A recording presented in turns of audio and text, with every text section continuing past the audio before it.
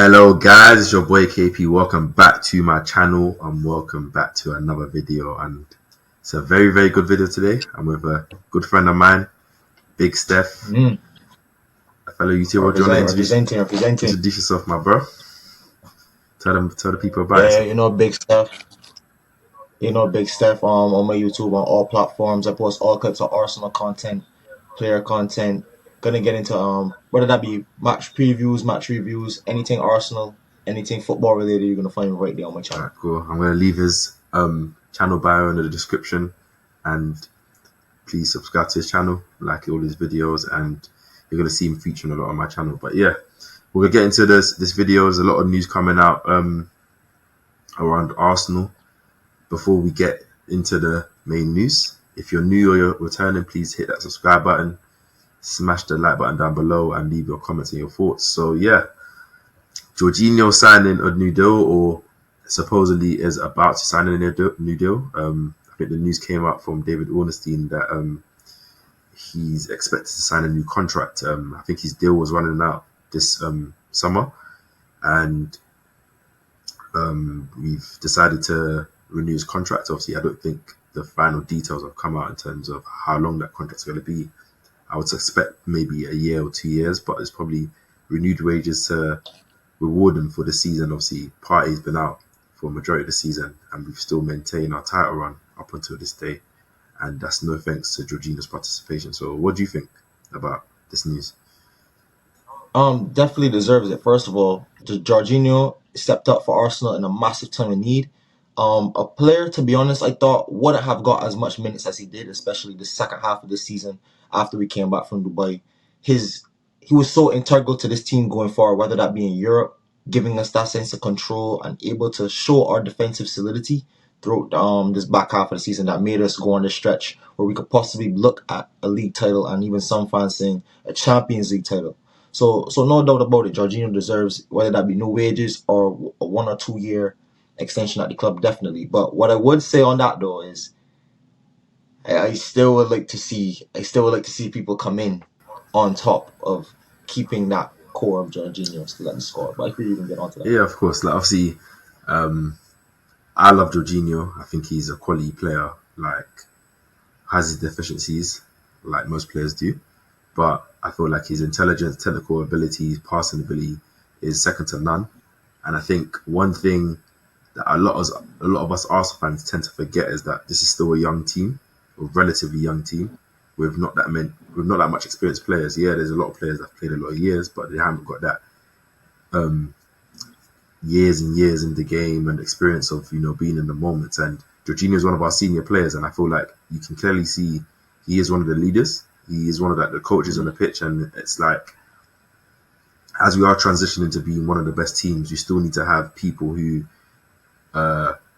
like hold the standards, hold players accountable, can also be like an older voice, a veteran voice in the change room to help through the hard moments through the season and stuff like that. And I don't think this contract means that he's like the main starter for next season. I just think it's one of those ones where we're probably going to have a change up in our midfield, and we still need to have a constant. Like, you can't just have a fresh. We've seen teams like Liverpool where they've let go of all their veteran midfielders, and yeah, it can be good at times, but then during the peak times of the season, when you need to grind through, you can lose that.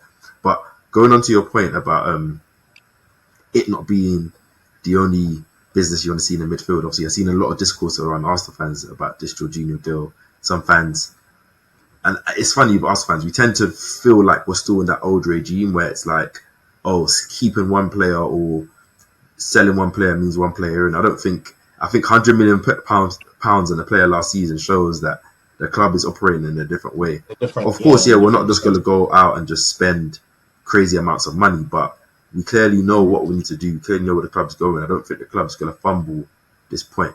But to go back to your point, I do agree though, because last season we did leave ourselves short by not signing an extra midfielder in that left centre mid type position, and I feel like we still need to address that as well as addressing like other positions. So what positions do you feel like we need to address in the midfield? Like, what type of profiles, how many players would you want, or what do you think? Well, first of all, the midfield really depends on, especially since we talk about Jorginho signing Partey. Is Arteta and his staff going to trust Partey's fitness going into next season? Or are we gonna just add someone that could cover the left eight-sided role if you want to swap out? Because I heard this on other platforms and stuff like that. This discourse of two players for each position, and we have Fabio Vieira who could possibly play the 10 behind Odegaard. We have Partey, Jorginho. If you want to keep that pair as sixes going forward, then we'll see. Because I think both are getting on in age, first of all, and can you really trust the fitness of Partey? And then if you only got Jorginho in that role, is it going to hold you a bit light? So I'd say depending on, you could probably bring in someone that could develop into that mold of a controlling six. I heard Zubamendi mentioned.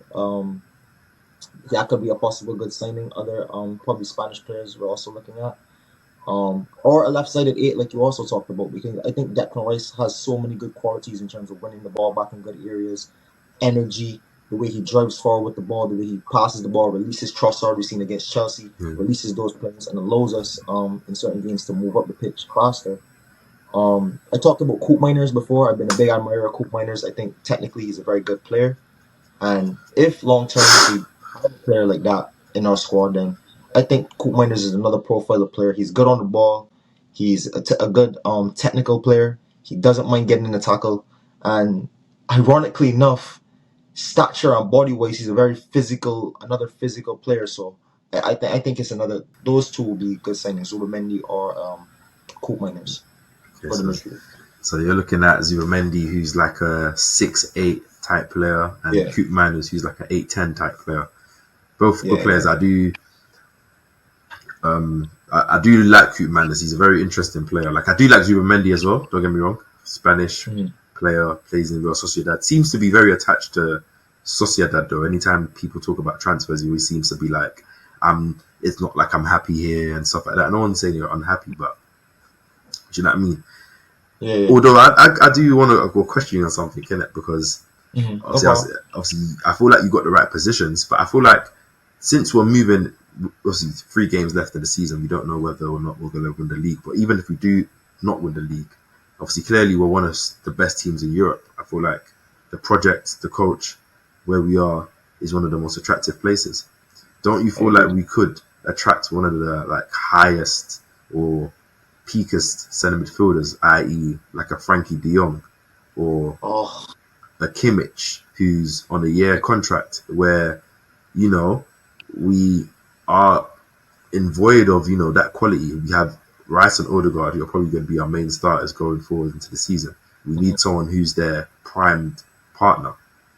To go back to your yeah. party point, I don't, I think if Party gets sold this summer, you take it. If he's unable to get sold, you also just take it. But Mm. that shouldn't affect the business that we do in terms of we Yeah, should be, I think whether you keep Partey or not, we should bring in a midfield. I yeah, agree. like you should try and see if you can get some deals from Parties. If he's proved his fitness, I feel like there will always be teams that would want to buy him, especially coming to the fact that he's coming to the end of his contract, so they might get him for an affordable price. But he's clearly not proven his fitness, so it's not reliable to bank on having him and someone that probably earns a lot of wages to Mm. deny a possibly younger player who might be coming up. Yes, they might not be at the same level quality as Party as of right now, but they can offer different things that maybe, and availability as one of the main things could be good. But Good. I was thinking, I'm thinking Frankie De Jong, Kimmich, you know, The thing about Frankie De Jong in recent years too, he's been so injury prone. Just even against in a Clasico, nearly broke his ankle. That looked yeah, disgusting. you're right. Like I'm not gonna deny those things in it because obviously then it becomes Yeah. about availability and type of player. But like in But terms of the I do caliber agree of with player, you, though. We should look for somebody of that next ilk because I think while Arsenal look to take that transition, I've been talking about it specifically, and you too as well in the conversations we do have. That quality we need to keep bringing in. We can't have the quality drop off so massively if we're going to be looking to push for a Champions League and Premier League over the next coming 3, 4, 5 years. yeah. So I do agree we need to start bringing in those upper echelons of players. But my feeling is I don't think that's the way Arteta's going about building this project. I mean, yes, we dropped 100 mil on Rice, but that was still kind of an unsure signing to a lot of fans. 100 mil just happened to be the price. So I don't know if he's gonna go probably abroad and probably get like one of the top talents abroad. Possibly, I wouldn't be opposed from it, but it's just I haven't seen it yet. So for Yeah, him to do it I agree with what you would mean, be but just like, oh wow, that's a shock from Arteta, and it yeah, would be. It's also interesting because, like I said, like also you mentioned and we talked about before, managing those big characters and personalities is something we haven't really seen from Arteta. We yeah. saw him get rid of a lot of those high star players in the squad that were once there when he first came in. Does he want to manage those players, or is he good with the ethos he has and that camaraderie and that energy he has amongst the squad? I don't know. We'll have to see, but Yeah, hey, I think possibly one of those one of those good midfielders could take us to the next level. I do agree. because we need to get there. Like as much as Arteta hasn't proven like he can manage those stars, the stars that he had were stars that were in a rotten team. So those Yeah, are like divas. They're not stars. Like you're here collecting a bag. Obviously, I'm not trying to disrespect them. Aubameyang's or Özil's. Özil's one of my favorite players of all time. But like, I'm not going to say that. But at the time when they were at Arsenal and coming to the end of their tenures, they were just collecting a check, not being the stars, leading the team in the sense of the standards and the way and all that kind of stuff in it. But that's neither here nor there. I feel like we're at the stage now where we're arriving, where we saw in Champions League we didn't have that spark. We didn't have those players that want to take the ball and take ownership of the moment. Like those, and that only comes from the players of that quality, and that comes from whatever players we sign, whether that's a striker or forward, whether that's a winger, whether that's a right back, whether that's a centre back, whether that's a centre mid or 8 or a 6 or both. So it'll be interesting to see what we do, but it's definitely something that when we enter next season, I don't want us to not have addressed the centre midfield situation. We already know Rice and Odegaard are going to be there. We're going to have the 10s in Smith Rowe and Vieira. You have Oh, Wanyeri you that's think he probably might keep Smith Rowe? That's another oh question. yeah, Smith Rowe and Vieira are probably untouchable players. I'm not saying that if a substantial bid comes in for Smith Rowe, that Arsenal probably wouldn't consider it. But I don't think Mikel was done using him. I think with these players who haven't proven their fitness so much, and with a season that's been so like we're growing. Like I don't think we've got to like I've seen seasons where earlier on in Pep's tenure where he wasn't using Bernardo Silva as much. Foden wasn't getting games. He still has these players. You still keep them because when you're arriving at that level, players want to play for you. Yes, they're going to be upset they're not playing, but depending on the pathway you built for them and how you're building your squad and the moments where they're going to arrive, it's key. It's about freeing up the positions and letting your system get to a stage where okay, you have clear number ones, number twos, number threes, and you can rotate on these weeks and that weeks. Like Odegaard now, as you said, I don't think he's a 10 anymore. I think he's more of an 8, and he's a very good 8 who can operate in the 10 positions, of course. But I think Vieira and Smith are more 10s naturally. The same way I think Rice is a 6, but he's very good in the 8, but he's not an 8 like a Pedri or a Frankie de Jong. Do you know what I mean? So I get we what you need mean. that specialist 8 in that left position, and then the guy that replaces Partey, whether that's an Onana or something. It's going to be expensive, but it's expensive to want us win and win everything. Like I want us to compete on all fronts next season. I don't want us to just try and go for the Prem. But I agree. that's with centre mid. Obviously, there's some more news that came out today. Obviously, about Arsenal are willing to listen to offers for Jesus. I think the article did specify that it was either Eddie Nketiah or Jesus that they were willing to offload so that they can get the funds to or add to the funds to sign a new striker. Obviously, it's funny, isn't it? Like Jesus only came at the start of last season. Raised our whole floor, like in terms of the level. Obviously, it wasn't just about the goals because his performances was influencing everyone around the team. Obviously, his injury so fatal, you can see, has taken a lot out of him, and Came out he's one of the worst times possible for him, to be yeah, honest. When he was because going into the World Cup on a high, hit that injury, came back, really was never the same, and these injuries still to this day, to be honest. yeah, and it's unlucky for him because I feel like you can see that he's still a quality player, Massive. and I don't think he was always going to be our starting 9 for long because at the end of the day, what he was like a increase on what we had in terms of Lacazette and Eddie Nketiah, but eventually the club was going to move higher to where we needed that striker that's going to be able to give us those goals and 1 out of 3 chances in the game. Like at least you're giving us a goal if you're going to get those 3 chances. So if we do sell Jesus, do you feel like it would be a mistake if it does mean that we still keep Eddie as well. Obviously, not trying to hate on Eddie, but I feel like it's time for us to move on from him. But like, I feel like Jesus is a useful player in terms of he can be used out wide, he can be used left, he can be used in the 9. He's an experienced player as well. He's hungry. He's a difference maker type player. And if he's a player that you're relying on to be like your second striker or your second right winger / striking option, a player you have in the squad, essentially, not in the squad essentially, but he's a useful option. Like, would you be upset that we let him go, given that it's not easy to replace a player like that? I would be hurt especially if we let him go to keep Eddie Nketiah. And like you said, no slate to Eddie Nketiah, but I just feel like in terms of versatility, I think Jesus and that quality, like even against Bayern, that off the bench quality he provides, like that ability you said when to attack the game, want the ball, attack teams with skill, with that pace, with that drive, and that Brazilian flair. I mean, when Jesus is on, when he plays, he's a magical player to watch. You can't hit the nail. Even against Brighton, one of the games I said when he wins the penalty, he was brilliant against Brighton. Yeah, it would hurt me if we get rid of one of our magical players like that to keep Eddie Nketiah. Nothing's wrong with Eddie Nketiah, but he's more of a poacher figure in the team. And there's nothing wrong with that. You need that kind of profile in the squad, but I think we need that at a higher level.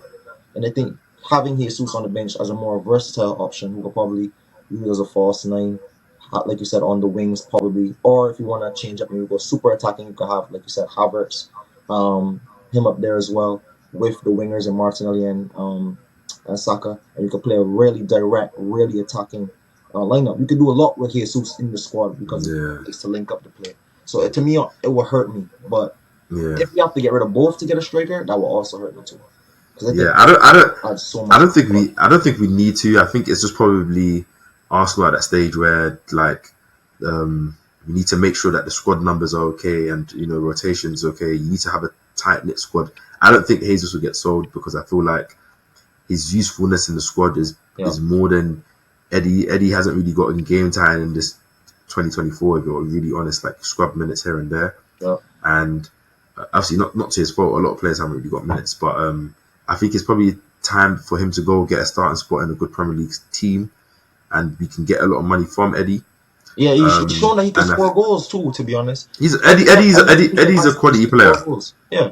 Eddie's a quality player. Let me tell you right now, like when he's able to get into a team that he's able to start week in, week out, he'll surprise a lot of people. He'll end up sprouting to the striker. He's going to be one of those late bloomers. But the problem with Eddie is that he's been playing in Arsenal where he's always not been first choice. Mm-hmm. And as a striker where you're not always first choice, even if you have certain qualities, you're never able to sprout because you're only getting sprinkles of this here, sprinkles of this there. It's not really you never get that consistent. rhythm. You never get comfortable. So, on the goal, yeah. But yeah, moving off Eddie, I feel like I don't think Jesus will get sold. I feel like once we go into next season, we need to have a certain level of like our depth and the players that we know that are on the bench. We wouldn't mind them starting, especially if certain players are out for long periods of time. It shouldn't be a situation where we like it's okay, they can do a job, but then it's like you're for long term, there's a level drop. It should be able to be okay. This player is a starting level, but then this guy is also a starting level. Like hopefully we can do that. It's going to be hard, but we can. But we've seen it in Julian Alvarez when Haaland, especially this period of the season, no Haaland, they play Julian Alvarez, who has proven that he can score goals. He is that type of similar player who likes to link up the play, turning behind. And I think that's someone you need in your squad, like Julian Alvarez and Gabriel Jesus, very similar profile. So I think I'm saying, because if you sign a striker or a forward, like essentially if they come in and they're the starting 9, yes, it might turn Havertz into the second striker.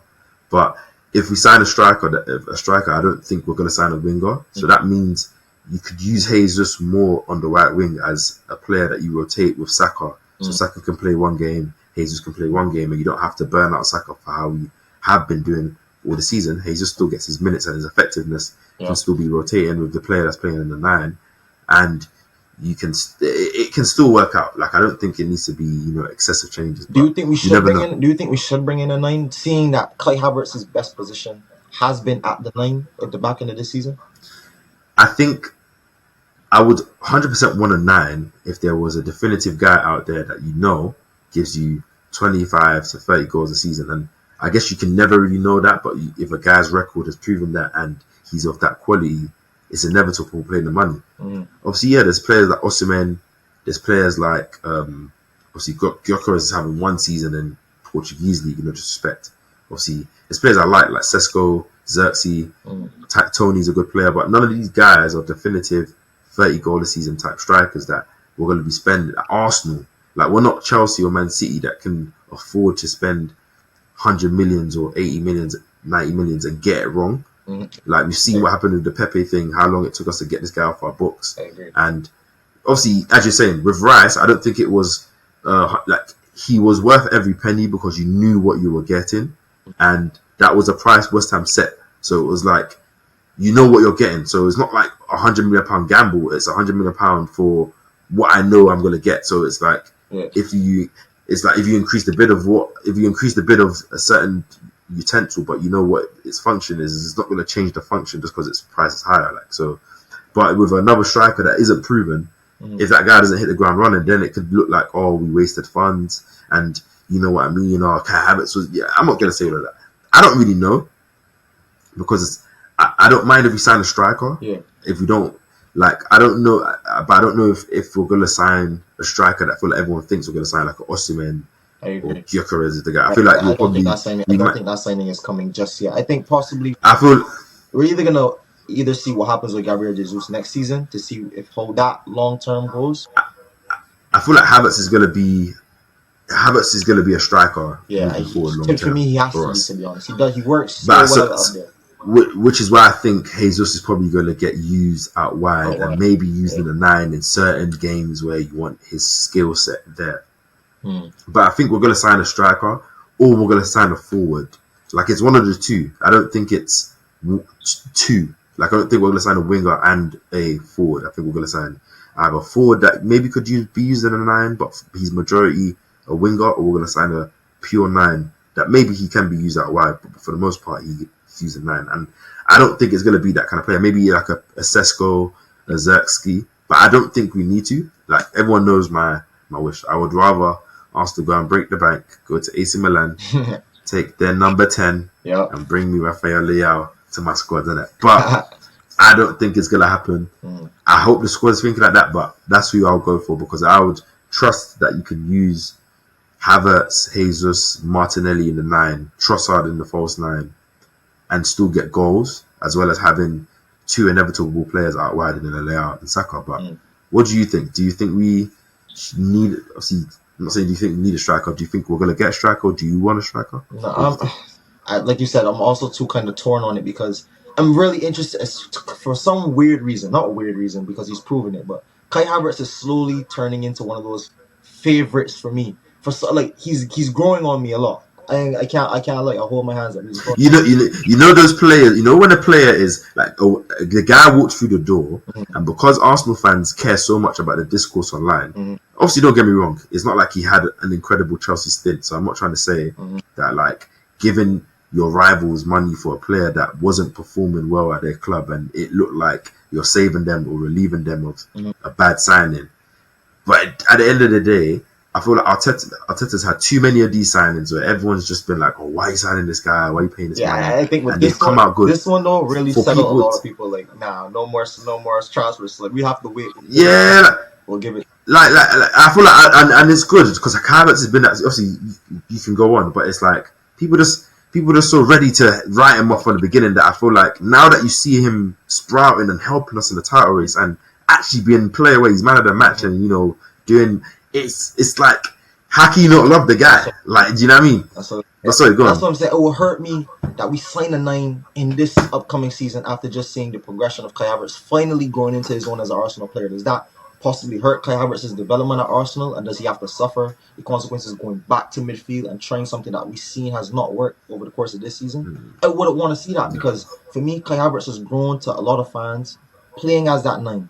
I mean, I'm not saying I'm opposed to him coming off the bench sometimes in those positions and moving Jesus probably to like a more of a left-sided or right-sided player to cover Saka. I'm not opposed to that, but I don't think the priority right. I'd rather break the bank and solidify our midfield and get that dealt with, and then probably take care of a forward or get a left-sided forward to really settle down that left wing position, like you said, probably a Leao, than break the bank on a 9. Because like you said, we come from an era of your Suarez, Benzema, Lewandowski, proven guys that week after week after week, that's biased. Like the striker market isn't the same as when Aguero's and like that. it's like we're not like, if Arsenal was a Chelsea and we're privileged and we can spend 100 million, it can flop, and you're going to spend another 100 million a player, then I would say, alright, cool, go and risk and get an Osimhen, because I know that if he doesn't play well, maybe in a season we can offload him and get someone else. We're not that club, so it's like, if this is going to be the guy we're going to have to commit to for years, I'm not saying you can find the right guy, but you can wait till there's a bit more options. That's what like, and if we're last season we broke the invincible record. This season I think we're on course, if not already, have broke our scoring record in that season. And this is without that 30 goal a season 9. This is without that, the midfield being complete. I'm with you. Go and get that certified midfield. Sort out the midfield. And I think one signing that everyone tends to forget, because everyone focuses on the goals, everyone focuses on the midfield, and the fact that Gabriel and Saliba's partnership is sweet. We don't actually have a player that is of a depth or replacement rotation for Saliba. Like, if Saliba gets injured, like, because if we're talking about two for every position, we've got 2 players in left back in Timber and Zinchenko, 2 players in left centre back in Kivio and Gabriel, 2 players in right back in Tomiyasu and White, and in centre back we have Saliba, right centre back. Obviously, White can play there, Tomiyasu can play there. I'm not saying that we can't move around, but those players don't bring what Saliba brings you. And it's hard to find that. I know there's one player that does and maybe can. It's hard to find that, but I hope this summer that we do take care of all of these gaps that, you're riding on a non-injury for it to work. Because injuries can happen to anything. Saliba got a back injury. Obviously, he hasn't had no sign of that since, which is amazing. But imagine next season it starts to flare up and then he can't play again. And it's like the level drops down. And then in last season and this season, when we have Saliba, that solidity next to Gabriel, that partnership is so massive to us. And like you said, there's also Zinchenko, and we can move around a lot of pieces. You mentioned it, what player would you like to see come in to back up Saliba in that position? I think the player that comes in, there's only one player, is Usman Diomande. From Sporting, right? I think from Sporting Lisbon. Yeah, I think he carries that same level of power and pace, calmness on the ball, their ability to play certain type of passes, ball carrying, just brute strength from that position that allows you to be a cheat code. And I think he's even younger than Saliba by maybe 2 years. So it's one of those ones, or 2 years or maybe 1 year, I'm not too sure, but he's one of those ones. Obviously, he plays for the Ivory Coast national team. He was in African combinations. He's clearly a highly rated player getting that experience, and it's not like him coming to Arsenal wouldn't be an upgrade, even if he's coming to compete to start in a position with Gabriel or be the rotational position. But I feel like we need to get to that stage where we can rotate players week by week, and obviously, when you get to that crunch time of the end of the season, you're going to play Saliba and Saka every game, but during August, September, October, November, December, it should be rotation 1 game at a time. So then these guys are not getting burnt out too quickly. That's true. But I think that's what it is. But like moving on to the Bournemouth game, and just obviously we have 3 games left of the season. Obviously, Man City have 4 games. Obviously, our 3 games are Bournemouth at home, Old Trafford, Man United, and Everton at home in the last game of the season. Obviously, City have, I think it's Wolves at home this week, and then they have back-to-back away games. I think Fulham and then Spurs, and then they have West Ham at home. So both teams look like they could win every game of the season. Obviously, we're hoping that City don't win, but not to focus too much on City right now, just us. Obviously, looking from our running now, you'd say it's kind of favourable in terms of Bournemouth. Obviously, Man United is never an easy game, but given what they've been doing this season, I would be embarrassed if we don't go there and handle our business. Like, no disrespect. And Everton at home seems to be a fixture that we always win comfortably, historically. I don't know if you. So I think, and obviously, if there was a chance to win the Prem, obviously, I'm not saying they're going to give us a chance, but it's really a game that we win. So Bournemouth at home. How do you feel for this game? Obviously, coming off the highs of the North London derby, do you feel like, obviously, home game, second to last home game of the season? How do you feel like? Do you think we're going to win the rest of our games? And how do you think about this Bournemouth game? Do you want to see like a good performance, or just want us to be professional, handle business? To be honest, I remember to touch on a few parts here. Question. People told us, and a lot of pundits and a lot of outside noise told us, oh, Arsenal have the toughest running. Well, if Arsenal had the toughest running of the Liverpool and Man City, I don't know where Liverpool went. If they were supposed to have an easier running than us, I don't know where they went. So that's a first of all credit to us because we've been taking care of business so far. So I'd be first of all gutted if we don't continue to take care of business for the rest of the season because other than the Villa slip up, we've been flawless this year. We've been absolutely flawless. So it would hurt me that we have 2 home games and Man United who give up everything in the midfield to a lot of oppositions, whether they're in the Championship, whether they're bottom of the Premier League, whether they're flying high.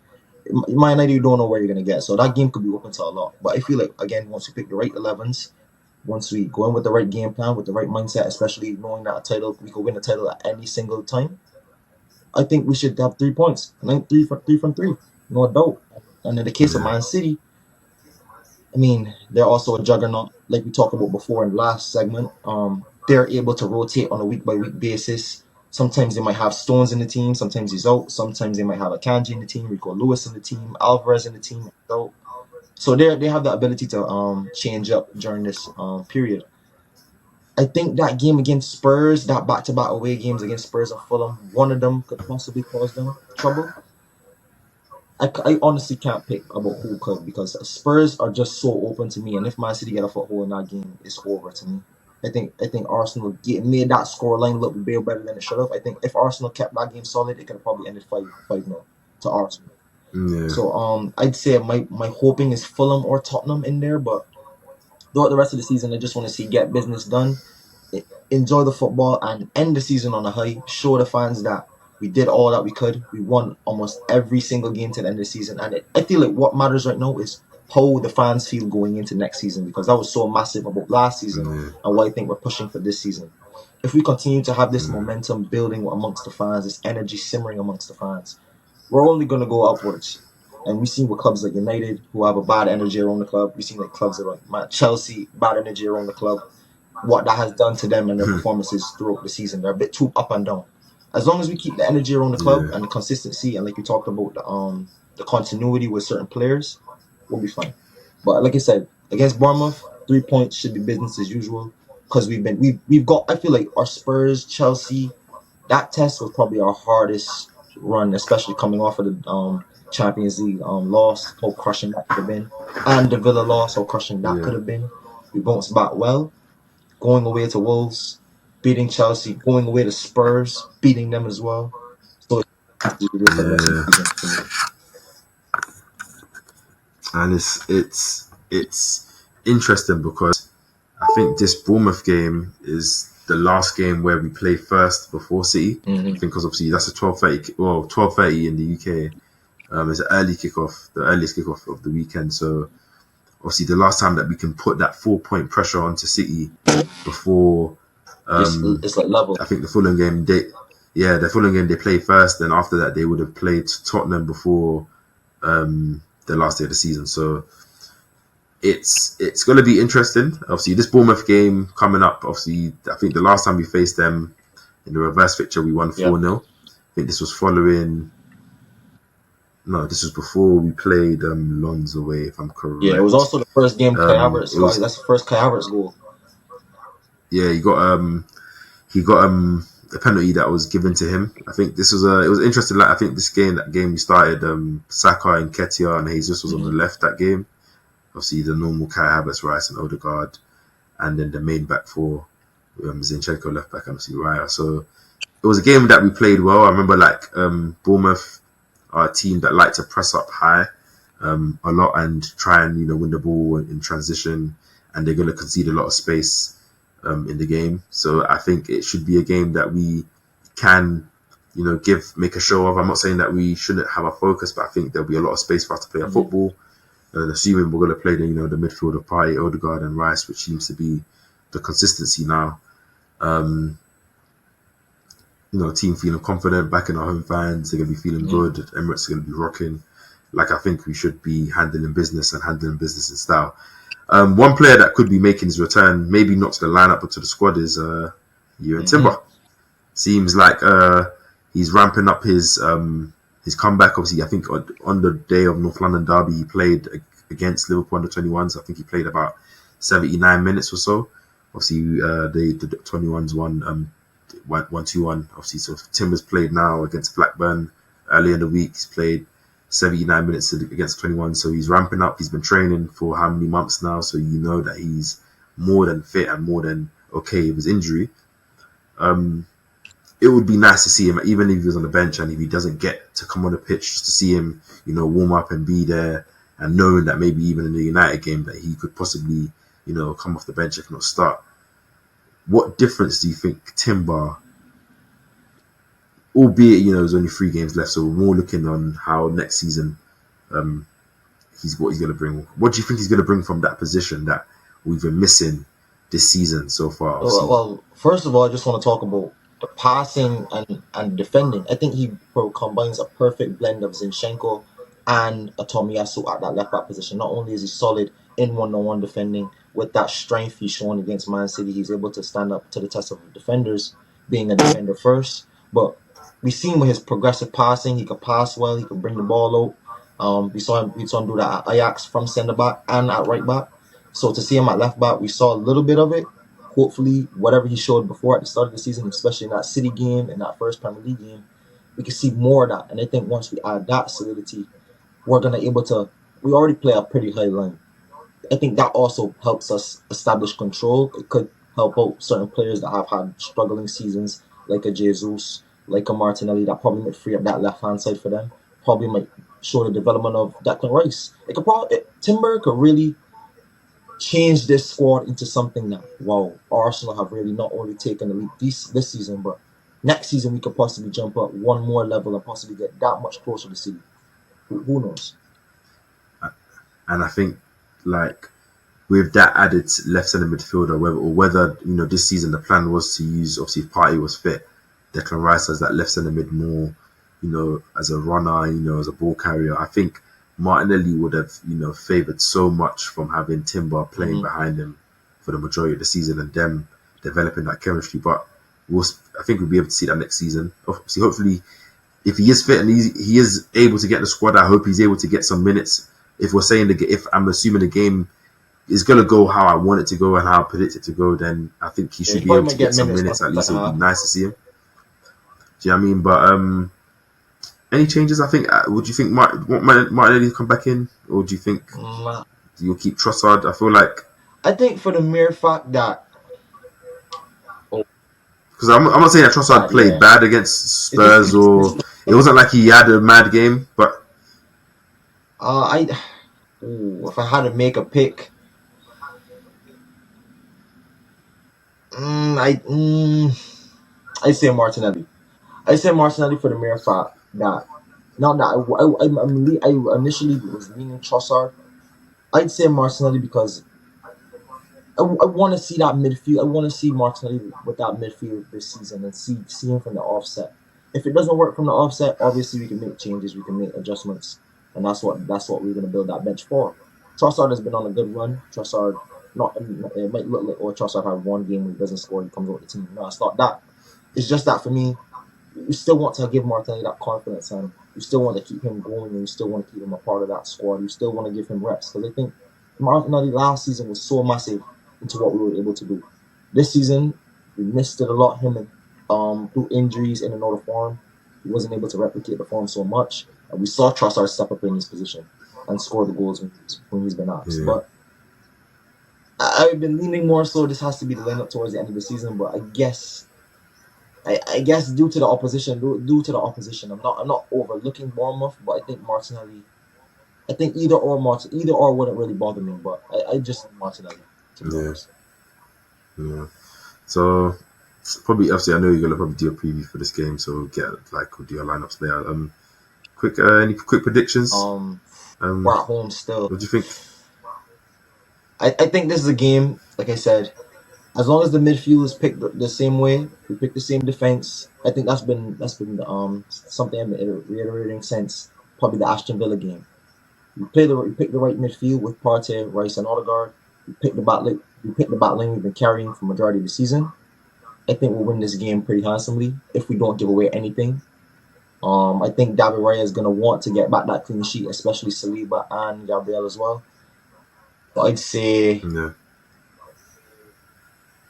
Saka played well against Tottenham. I'd say 3-0. 3-0 Arsenal.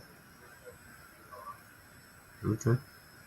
I'm going 5-0. I can't even hit it, bro. I can't even too mad, bro. I think I'll be real. I think it's gonna be one of those games. I think it's gonna be like.